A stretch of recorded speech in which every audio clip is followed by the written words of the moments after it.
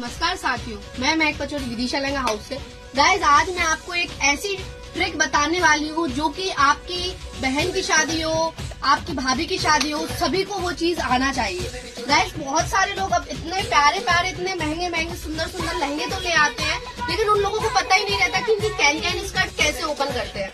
तो मैं आपको इसकी कैन स्कर्ट ओपन करना बता रही हूँ। गाइज, आपको अपनी ब्राइड को इस टाइप से ऐसे पकड़ाना है और ये जो है ना कैन ऐसे करके पूरी कैन ओपन करना है। तो आप इसका रिजल्ट देखिएगा, लहंगा कितना छोटा था और लहंगा कितना बड़ा हो जाएगा।